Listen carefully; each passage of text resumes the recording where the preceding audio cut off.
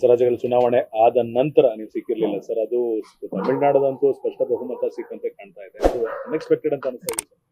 Unexpected ಅನ್ನೋದಕ್ಕಿಂತ ನಾವು ಅಷ್ಟು ಬೇಗ ಅವರ ಪಾಪ್ಯುಲಾರಿಟಿ ವೋಟಾಗಿ ಕನ್ವರ್ಟ್ ಆಗುತ್ತೆ ಅಂತ ನಿರೀಕ್ಷೆ ಮಾಡಿರಲಿಲ್ಲ. ಪಾಪ್ಯುಲಾರಿಟಿ ಖಂಡಿತವಾಗಿ ಇದೆ, ಆದರೆ ವೋಟಾಗಿ ಕನ್ವರ್ಟ್ ಆಗುತ್ತಾ ಇಲ್ವಾ ಅನ್ನೋದ್ರ ಬಗ್ಗೆ ಅನೇಕ ವಿಶ್ಲೇಷಣೆ ಆಗಿತ್ತು. ಎಲ್ಲೂ ಕೂಡ ಅದು ಖಂಡಿತವಾಗಿಯೂ ಇಷ್ಟೊಂದು ಪರಿಣಾಮಕಾರಿಯಾಗಿ ಆಗುತ್ತೆ ಅನ್ನೋದನ್ನು ನಾವು ಯಾರೂ ಊಹೆ ಮಾಡಿರಲಿಲ್ಲ. ಜನ ತೀರ್ಮಾನ ಮಾಡಿದ್ದಾರೆ, ವಿಶೇಷವಾಗಿ ಯುವಕರು ಅವರಿಗೆ ಸಹಕಾರ ನೀಡಿದ್ದಾರೆ. ಇದು ಒಂದು ಹೊಸ ಬದಲಾವಣೆ. ಯಾಕೆಂದರೆ ತಮಿಳ್ನಾಡಿನಲ್ಲಿ ದ್ರವಿಡಿಯನ್ ಪಾರ್ಟಿಗಳು ಭಾಳ ದಿವಸದಿಂದ ರೂಲ್ ಮಾಡಿದೆ. ADMK ಮಾಡಿದೆ, DMK ಮಾಡಿದೆ, ಇವ್ರು ಬಿಟ್ಟರೆ ಅವ್ರು ಬಿಟ್ಟರೆ ಇವರು ಅಂತ. And they were looking for A third alternative. ಅದು ಕಾಂಗ್ರೆಸ್ಸು ನಾವು ಅದನ್ನು ಮಾಡ್ಕೊಳ್ಳೋದಕ್ಕೆ ಆಗಲಿಲ್ಲ. ಒಂದು ವೇಳೆ ನಾವು ಮಾಡ್ಕೊಂಡಿದ್ದಿದ್ರೆ ನಮಗೂ ಅದು ಅನುಕೂಲ ಆಗ್ತಾ ಇತ್ತು ಏನೋ ಗೊತ್ತಿಲ್ಲ. ಆದರೆ ನಾವು ಮಾಡೋಕ್ಕಾಗಲಿಲ್ಲ. ಅದಕ್ಕೆ ಒಂದು ಎಕ್ಸ್ಪೆಕ್ಟ್ ಮಾಡ್ತಾಯಿದ್ರು ಜನ, ಒಂದು ಥರ್ಡ್ ಆಲ್ಟರ್ನೇಟಿವ್ ಸಿಗಲಿ ಅಂತ. ಅದ್ರ ಜೊತೆಗೆ ಇದು ಪಾಪ್ಯುಲಾರಿಟಿ ಪ್ಲಸ್ ಯಂಗರ್ ಜನ್ರೇಷನ್ನು ಹೊಸ ಬದಲಾವಣೆಯನ್ನು ನೋಡ್ತಾ ಇದ್ವಿ. ಇದೆಲ್ಲ ಸೇರಿ ಒಟ್ಟಾರೆ ಆ ರೀತಿ ಆಗಿದೆ ಅಂತೇಳಿ ಅನಿಸುತ್ತೆ. ಜೊತೆ ಹೋಗೋ ಅವಕಾಶ ಕಾಂಗ್ರೆಸ್ ಪಕ್ಷಕ್ಕೂ ಇತ್ತು, ಆದ್ರೆ ಎಲ್ಲೊಂದು ಕಡೆ DMK ಜೊತೆನೆ ಮೈತ್ರಿ ಮುಂದುವರಿಸಿ ಏನಾದ್ರು ಎಡವಟ್ಟು ಮಾಡ್ಕೊಂತ ಅಲ್ಲ, ಹೈಕಮಾಂಡ್ನವರು ಅದನ್ನು ಯಾವ ದೃಷ್ಟಿಯಿಂದ ಅವರು ಆ ಥರ ತೀರ್ಮಾನ ತೊಗೊಂಡಿದ್ದಾರೆ ನೋಡಬೇಕು. ಯಾಕೆಂದರೆ DMK ಅವ್ರ ಜೊತೆ ಭಾಳ ದಿವಸದಿಂದ ನಮ್ಮ ಪಕ್ಷ ಅಲ್ಲಿ ಅಲಯನ್ಸಲ್ಲಿ ಇದ್ದಿದ್ದರಿಂದ ಓಲ್ಡ್ ಅಲಯನ್ಸ್ ಅಂತೇಳಿ ಮುಂದುವರಿಸಿದ್ದಾರೆ. ಬದಲಾವಣೆ ಮಾಡಬೇಕು ಅಂತೇಳಿ ಏನಾದರೂ ತೀರ್ಮಾನ ಮಾಡಿದರೆ ರಾಹುಲ್ ಗಾಂಧಿಯವರು ಮತ್ತು ಖರ್ಗೆ ಸಾಹೇಬರು, ಜನರಲ್ ಸೆಕ್ರೆಟರಿ ವೇಣುಗೋಪಾಲ್ ಅವರು, ಮೇಡಮ್ ಸೋನಿಯಾ ಗಾಂಧಿಯವರು ಅವರೆಲ್ಲ ತೀರ್ಮಾನವನ್ನು ಮಾಡ್ಬೋದಾಗಿತ್ತು. ಆದರೆ ಅದು ಆ ಸಂದರ್ಭದಲ್ಲಿ ನಾನು ಹೇಳಿದಾಗೆ ಮೊದಲೇ ಓಲ್ಡ್ ಅಲೈ ಅಂತ ಏನಾದರೂ ಕಂಟಿನ್ಯೂ ಮಾಡಿದರು ಅಂತ ಅನಿಸುತ್ತೆ. ಸರ್, ಶೃಂಗೇರಿ ಕ್ಷೇತ್ರದ ವಿಚಾರವಾಗಿ ಜೀವರಾಜ್ ಅವರಿಗೆ ಈಗ ಚುನಾವಣಾ ಆಯೋಗ ಗೆದ್ದಿದೆ ಅಂತ ಕೊಟ್ಟಿದೆ. ಬಟ್ ಸ್ಪೀಕರ್ ಅವರು ಪ್ರಮಾಣ ವಚನ ಬೋಧಿಸ್ತಾ ಇಲ್ಲ ಅಂತ ರಾಜ್ಯಪಾಲರಿಗೆ ಬಿಜೆಪಿ ಅವರು ದೂರು ಕೊಟ್ಟಿದ್ದಾರೆ ಸರ್. ಸೊ ನಿನ್ನೆ CM ಸುದ್ದಿಗೋಷ್ಠಿ ಮಾಡಿ ವೋಟ್ ಡಕಾಯಿತಿನ ಆಗಿದೆ ಅಂತ ಹೇಳ್ತಿದ್ದಾರೆ. ಸೊ ಇಲ್ಲ, ವೋಟ್ನಲ್ಲಿ ಮ್ಯಾನಿಪ್ಯುಲೇಷನ್ ಆಗಿರೋದ್ರ ಬಗ್ಗೆ ಕಂಪ್ಲೇಂಟ್ ಕೊಟ್ಟಿದ್ರು. ಅದು ಕೇಸ್ ತೊಗೊಂಡು FIR ರಿಜಿಸ್ಟರ್ ಮಾಡಿದ್ದೇವೆ. ಆ FIRಗೂ ಕೂಡ ನಿನ್ನೆ ಕೋರ್ಟಲ್ಲಿ ಸ್ಟೇ ಕೊಟ್ಟಿದ್ದಾರೆ. 2 ದಿವಸದ ನಂತರ ಮತ್ತೆ ಅದು ಟೈಮ್ ಕೊಟ್ಟಿದ್ದಾರೆ, ಕೋರ್ಟಲ್ಲಿ ಬರುತ್ತೆ. ಏನು ತೀರ್ಮಾನ ಆಗುತ್ತೆ ಅಂತ ನೋಡಿದ್ವಿ, ಅದ್ರ ಮೇಲೆ ನಾವು ತೀರ್ಮಾನ ಮಾಡ್ತೀವಿ ಯಾವುದು FIR ಬಗ್ಗೆ. ಆದರೆ ಎಲೆಕ್ಷನ್ ಕಮಿಷನ್ನವರು ಈಗಾಗಲೇ ಡಿಕ್ಲೇರ್ ಮಾಡಿ ಸರ್ಟಿಫಿಕೇಟು ಕೂಡ ಕೊಟ್ಬಿಟ್ಟಿದ್ದಾರೆ. ಆದ್ದರಿಂದ ಅದ್ರ ಬಗ್ಗೆ ಮತ್ತೆ ರಾಜೀವ್ ಗೌಡ್ರು ಕೋರ್ಟಿಗೆ ಹೋಗ್ತಾರಾ ಏನೋ ಅದನ್ನು ನೋಡಬೇಕು.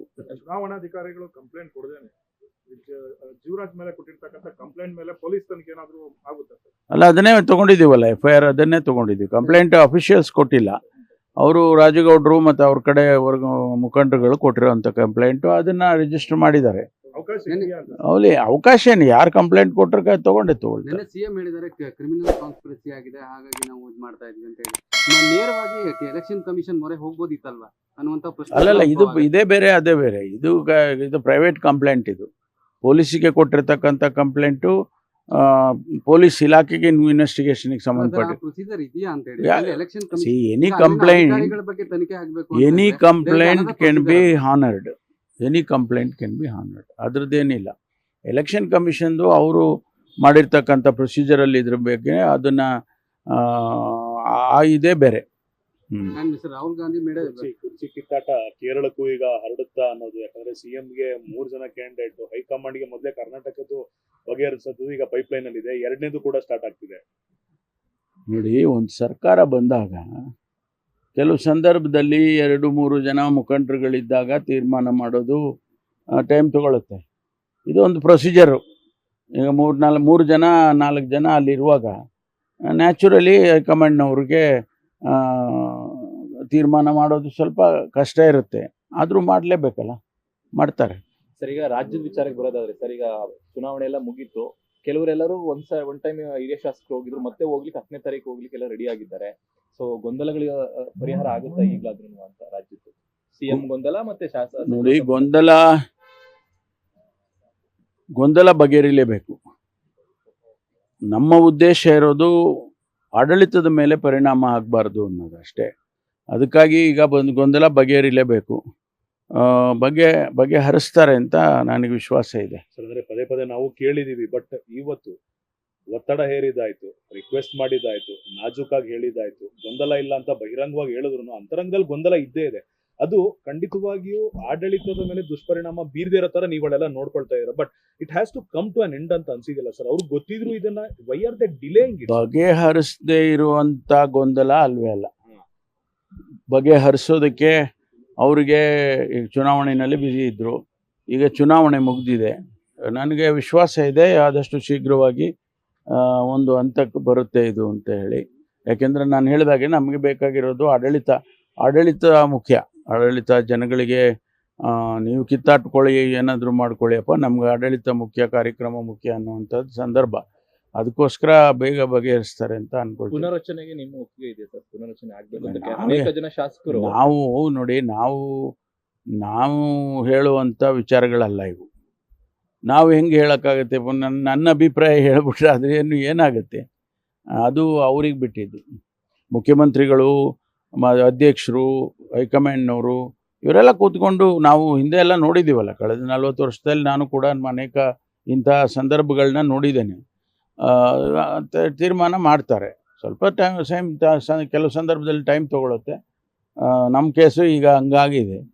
ಅದರಿಂದ ಈಗ ಬಗೆಹರಿಸ್ತಾರೆ ಅಂತ ವಿಶ್ವಾಸ ಇದೆ ನನಗೆ. ಖರ್ಗೆ ಅವ್ರನ್ನ ನೀವು ರಾಜ್ಯ ರಾಜಕಾರಣಕ್ಕೆ ಆಹ್ವಾನ ಕೊಟ್ಟಿದ್ರಿ, ಸತೀಶ್ ಜಾರಕಿಹೊಳಿ ಸೇರಿದಂತೆ ಬಹುತೇಕರು ಕೂಡ ಅದನ್ನೇ ಒತ್ತಾಯ ಮಾಡ್ತಿದ್ದಾರೆ. ರಾಯರೆಡ್ಡಿ ಕೂಡ ನೆಕ್ಸ್ಟ್ ಆಪ್ಷನ್ ಸಿದ್ದರಾಮಯ್ಯ ಬಿಟ್ರೆ ಅವರೇ ಅಂತ ಅನ್ನುವಂತ ಮಾತು. ಇಲ್ಲ, ನಾವೆಲ್ಲ ನಮ್ಮ ಅಭಿಪ್ರಾಯಗಳು ಹೇಳ್ತೀವಿ. ಆದರೆ ಅಂತಿಮವಾಗಿ ತೀರ್ಮಾನ ಮಾಡೋರು ಹೈಕಮಾಂಡ್ ಅಲ್ವಾ? ಅವ್ರೇನು ತೀರ್ಮಾನ ಮಾಡ್ತಾರೋ ಅದಕ್ಕೆ ನಾವು ಬದ್ಧವಾಗಿದ್ದೀವಿ. ಏನೇ ತೀರ್ಮಾನ ತಗೊಳ್ಳಿ, ಅವ್ರು ಏನೇ ತೀರ್ಮಾನ ತಗೊಂಡ್ರು ನಾವೆಲ್ಲ ಬದ್ಧವಾಗಿರ್ತೀವಿ. ಈ ನಾಯಕತ್ವ ಕಿತ್ತಾಟಕ್ಕೆ ಸರ್ ಖರ್ಗೆ ಅವರ ಆಗಮನ ಒಂದ ಪರಿಹಾರ? ನಾನು ಹೇಳಿದ್ನಲ್ಲ, ನೀವು ಯಾವುದೇ ರೀತಿಯಲ್ಲಿ ಪ್ರಶ್ನೆ ಹಾಕಿದರೂ ಕೂಡ ಉತ್ತರ ಒಂದೇ, ಹೈಕಮಾಂಡ್.